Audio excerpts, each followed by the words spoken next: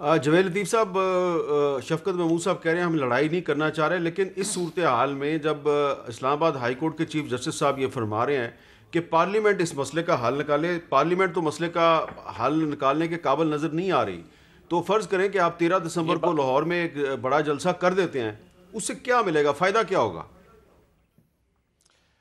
شکریہ حامد میر صاحب. دو تین چیزیں ہیں.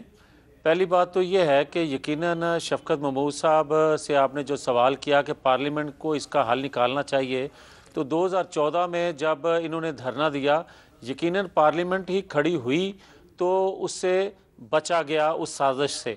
مگر جو آج صورتحال سے ہم دو چار ہیں یا قوم دو چار ہے، اس سے حامد میر صاحب یہ آپ دیکھیں کہ اگر میں شفقت محمود صاحب سے پوچھوں کہ آج کی جو صورتحال ہے، مہنگائی ہے، بے روزگاری ہے، لا قانونیت ہے، پاکستان میں آئین قانون کی عملداری نہیں ہے، تو کیا کرنا چاہیے؟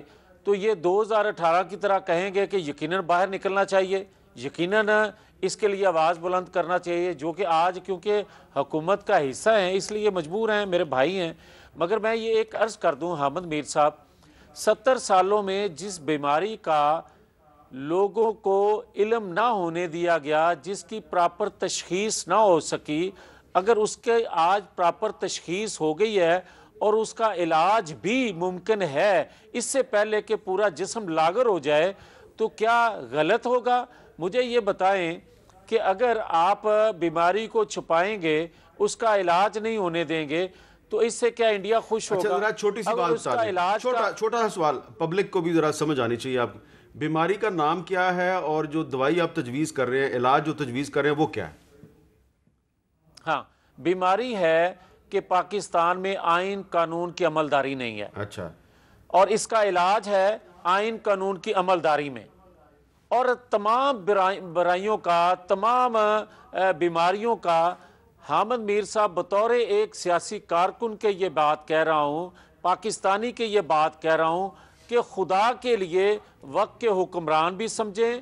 اور دیکھیں حامد میر صاحب، آپ پروگرام روز کرتے ہیں، آپ کو چلیں ایک سائیڈ پہ رکھ دیں، باقی لوگ جس طرح جن کو دبایا جاتا ہے یا کنٹرول کر کے میڈیا کو اس بیماری کو لوگوں تک نہیں پہنچنے دیا جاتا کہ یہ بیماری ہے کیا، اور تشخیص کا بھی نہیں بتانے دیا جاتا، اس کے علاج کا بھی نہیں بتانے دیا جاتا، تو یہ کب تک ہوتا رہے گا؟ کب تک آپ اس کو چھپا کے اور دیکھیں اسی بیماری سے پاکستان 2 لخت ہو گیا تھا، اسی بیماری سے آج مہنگائی ہے، اسی بیماری کی وجہ سے آج لوگوں کو انصاف نہیں مل رہا، اسی بیماری کی وجہ سے لوگ سمجھتے ہیں. یہ تقریر جو ہے نا آپ جو کر رہے ہیں یہ بڑی اچھی تقریر ہے. یہی تقریر پہلے عمران خان صاحب کیا کرتے تھے. شفقت صاحب کو فرق تو نہیں ہے جو تقریر 2014 میں خان صاحب کرتے تھے؟ ان کے پاس اس چیز کا کوئی جواب نہیں ہے کہ اس وقت حقیقت ہے بہت تیزی سے بیماری پھیل رہی ہے، اور ان کو کیا مل جائے گا جلسے سے. اور میں آپ کو حقیقت کہہ رہا ہوں حامد، ہمیں کوئی فرق نہیں پڑتا ان کے جلسے سے. پشاور میں جلسہ ہوا، ہمیں کیا فرق پڑا؟ کراچی میں جلسہ ہوا، کیا فرق پڑا ہمیں؟ کوئٹہ میں جلسہ ہوا، کیا فرق پڑا؟ لیکن ملتان کے جلسے سے فرق پڑا تھا. ملتان کے جلسے میں آپ کو پھر ریسکیو کر لیا ہے ملتان کے جلسے میں ہم نے صرف ہائی کورٹ کے آرڈر کی عمل درآمد کرانے کی کوشش کی، لیکن انہوں نے یہ بجنگ آمد تھے، تنگ آمد، اور 8-10 ہزار لوگ انہوں نے اکٹھے کر لیے.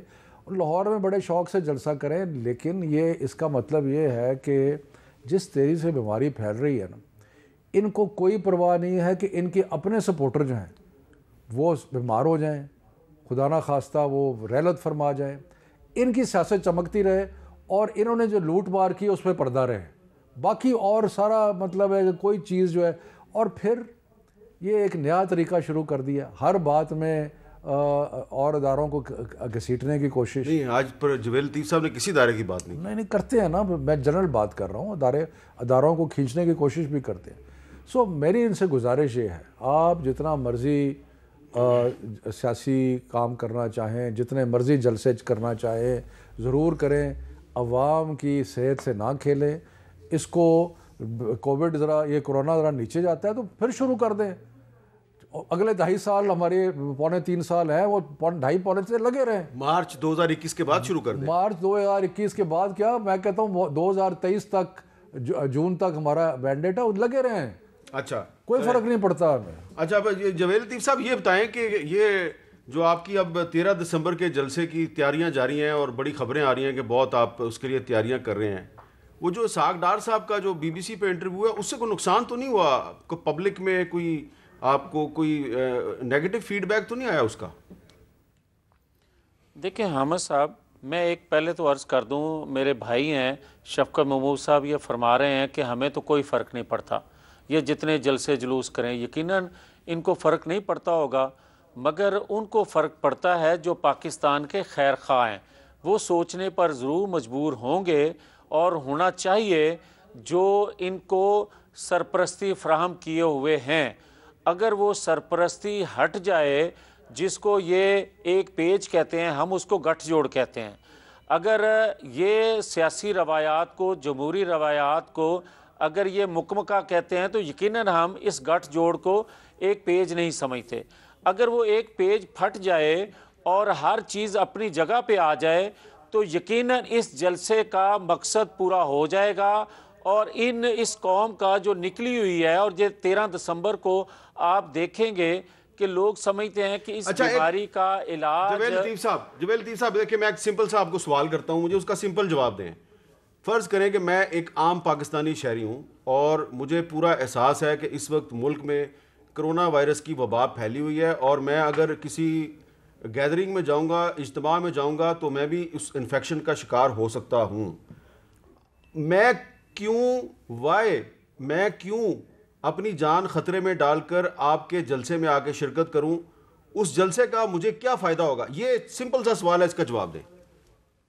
बड़ा ज़बरदस्त आपने सवाल किया है हामिद मीर साहब। मुझे ये बताएं कि हम इस रियासत को अपनी माँ कहते हैं, हम क्या समझते हैं कि आने वाली नस्लों के लिए खुशहाल पाकिस्तान देकर जाएं।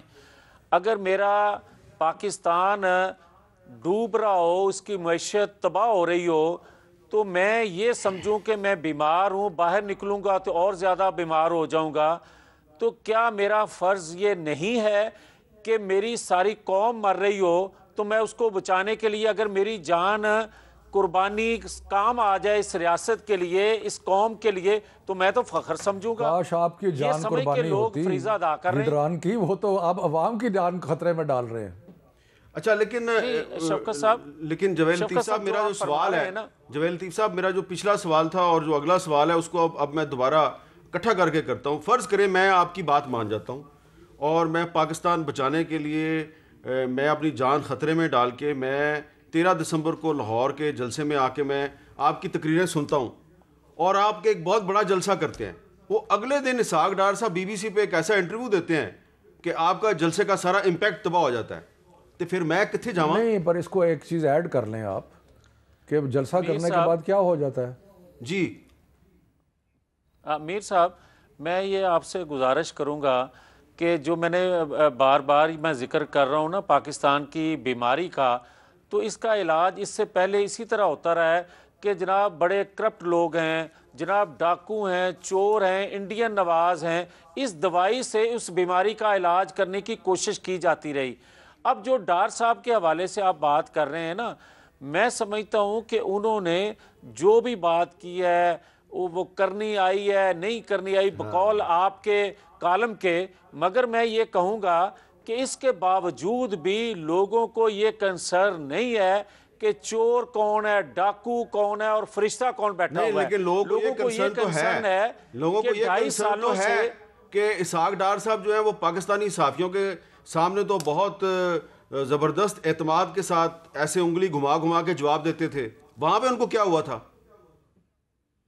मैं समझता हूं कि उनको दोनों उंगलियां वहां भी घुमानी चाहिए थी। हाँ। अब आपको तसल्ली है? बहुत तसल्ली हो गई है, आपका बहुत शुक्रिया। मैं लेकिन मेरी बात सुन लें, हाँ। मैं हामिद मीर साहब, जो मेरे भाई शफकत महमूद साहब बात कर रहे हैं ना कि जलसे के अगले दिन क्या होगा, मैं ये कहता हूं कि ये अवामी दबाव, जमहूरियत में अवाम, सब कुछ ताकत अवाम होते हैं, और जब अवाम फैसला कर लेते हैं تو زیادہ دیر تک سرپرستی کسی کی قائم نہیں رہا کرتی. اور میں جو دیکھ رہا ہوں لوگوں کا موڈ، جو میں نے ملتان میں دیکھا اور جو لاہور میں دیکھ رہا ہوں، میں سمجھتا ہوں کہ 30 دسمبر سے پہلے کچھ نہ کچھ ہو سکتا ہے. 30 اپنے دسمبر سے فیصلوں پہلے کو ریویو کیا جا سکتا ہے. ہاں جی، اب شفقت صاحب آپ بتائیں 30 دسمبر سے پہلے کیا ہو سکتا ہے؟ پہلے تو بات یہ ہے، میں بالکل اس کا جواب دیتا ہوں. پہلی بات یہ ہے 1,67,00,000 ووٹ ہم نے لیے ہیں.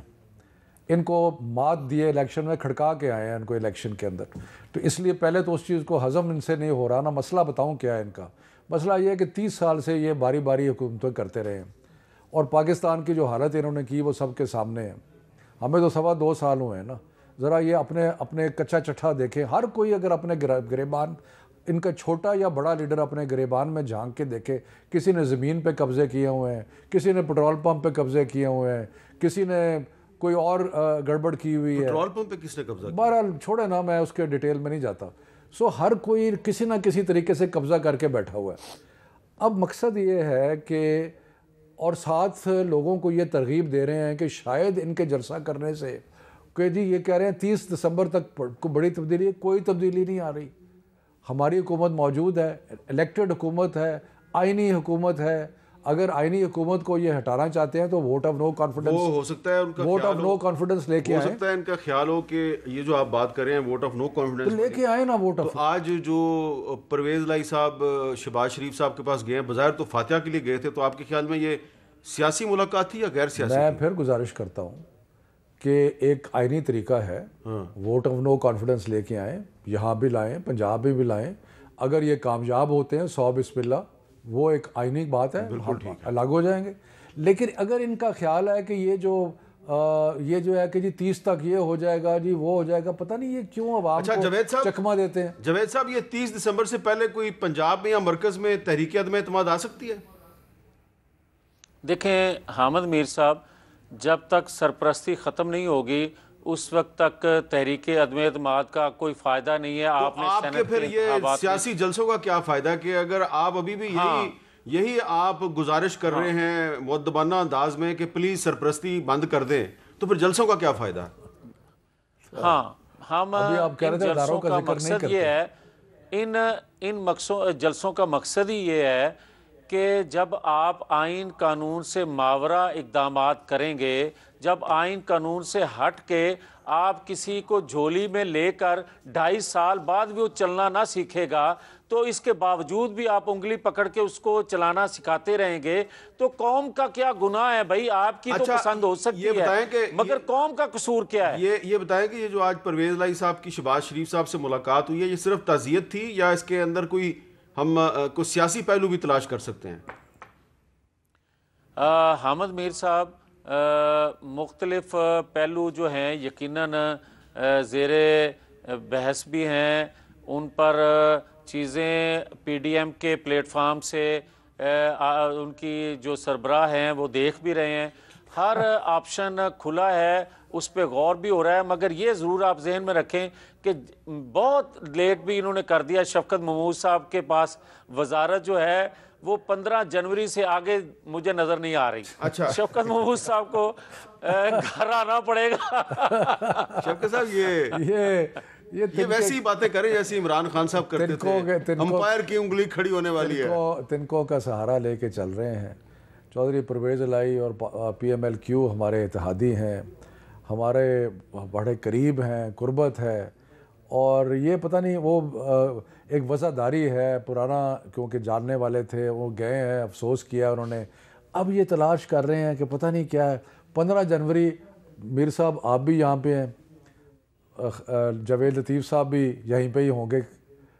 آپ 15 تاریخ کو جب نہیں ہوتا، ان کو بلا کے ضرور اس کا کہیں نوٹ کر لیں، ان سے پوچھیے یہ کس بنیاد پہ پریڈکشن کر رہے ہیں. مجھے ذرا بتائیں نا. دیکھیں میں پھر کہتا ہوں، ایک آئینی انداز سے جب جمہوریت چل رہی ہوتی ہے تو اس کو گورنمنٹ کو ہٹانے کا تو ایک ہی طریقہ ہے، تحریک عدم. اور کیا طریقہ ہے؟ اور کوئی طریقہ نہیں ہے. اور کوئی طریقہ اگر ہوتا بھی ہے، اختیار کیا جاتا ہے، تو وہ ان کانسٹیٹیوشنل ہے جس کی ہم تو سپورٹ نہیں کر سکتے. نہیں، ایسی کوئی بات ہی نہیں ہے. اچھا، اب ایک میں نے وقفہ لینا ہے، لیکن وقفے سے پہلے میں آج ایک ایسی شخصیت جو ہے اس کی یاد کو آپ کے ساتھ تازہ کرنا چاہتا ہوں، جو ہمارے اس پروگرام کیپٹل ٹاک کا جو پہلا ہمارا ایپیسوڈ تھا اکتوبر 2002 میں، اس کا موضوع تھا کہ کون بنے گا وزیر اعظم. تو اس پروگرام میں ہم نے اس وقت جو وزارت عظمیٰ کے 2-3 امیدوار تھے ان کو بلایا تھا، اور ہمارے جو آج ہم جس شخصیت کو یاد کرنا چاہ رہے ہیں وہ تھے میر ظفر اللہ خان جمالی صاحب. تو ہمارے اس پروگرام کیپٹل ٹاک کا جو پہلا ایپیسوڈ تھا اس میں بھی وہ آئے اور بعد میں بھی وہ کافی آتے رہے. کچھ ان کے بارے میں کلپس میں دکھانا چاہتا ہوں آپ کو. ہماری کوشش یہ ہے کہ ہم تمام پارٹی سے گفت و شنید ہم کر رہے ہیں تاکہ ایک پائیدار گورنمنٹ بن سکے. پچھلے 1.5 سال میں آپ نے کیا کھویا اور کیا پایا؟ پایا تو یہ کہ وزیر اعظم بن گئے، پہلی چیز یہ تھی. جہاں تک کھونے کی بات ہے، میں اپنی ذاتی آزادی کھو بیٹھا کیونکہ اب ملازمت کرنی پڑتی ہے. آپ کو یاد ہے کہ 2002 میں پہلا کیپٹل ٹاک، ہم نے پہلا کیپٹل ٹاک کیا تھا، اس میں آپ تھے اور امین فہیم صاحب تھے. موضوع تھا ہمارا وزیر اعظم کون ہوگا، یاد ہے آپ کو؟ تو آپ کیپٹل ٹاک کا جو پہلا ایپیسوڈ ہے اس کے آپ گیسٹ تھے. اس کے بعد جب آپ پرائم منسٹر بن گئے آپ نے پہلا انٹرویو بھی دیا کیپٹل ٹاک کو. کچھ ایسی باتیں آپ ہمیں بتا ہی دیں جو آپ کے دل میں راز بن کے کلبلا رہی ہیں. 2004 میں آپ پرائم منسٹر آف پاکستان تھے. جی. کیا یہ درست ہے کہ پرویز مشرف صاحب یہ چاہتے تھے کہ ڈاکٹر AQ خان کو امریکہ کے حوالے کر دیا جائے اور آپ اختلاف کر رہے تھے؟ جی ہاں، میں نے اختلاف ضرور کیا تھا. امریکہ سے جہاز بھی آ کے کھڑا تھا یہاں پہ جس میں AQ خان صاحب کو بھجوانا تھا، لیکن آپ نے روک دیا. AQ خان کو میں کیسے منظوری دے سکتا تھا؟ وہ سوال ہی پیدا نہیں ہوتا تھا. وہ پاکستان کا ایک ہیرو ہے. انہوں نے ایٹم بم بنایا، مدد کی، سب کچھ کیا. اور کوئی بھی شخص جس کو آپ ڈپورٹ کرتے ہیں وہ بغیر chief executive of the country کے دستخط کے بغیر آپ نہیں کر سکتے ڈپورٹ. تو میر ظفر اللہ خان جمالی صاحب جو ہیں 2004 میں وہ وزارت عظمیٰ سے انہوں نے استعفیٰ دے دیا تھا، اور ان سے کہا گیا تھا کہ آپ شوکت عزیز صاحب کا نام نئے وزیر اعظم کے طور پہ خود تجویز کریں، لیکن انہوں نے انکار کرتے ہوئے چودھری شجاعت کا نام تجویز کیا. اور چودھری شجاعت صاحب جو ہیں وہ پھر 2-3 مہینے کے لیے جمالی صاحب کی وجہ سے وہ وزیر اعظم بنے تھے. تو جمالی صاحب جو ہیں ان کے بارے میں ہم بہت سی باتیں کر سکتے ہیں.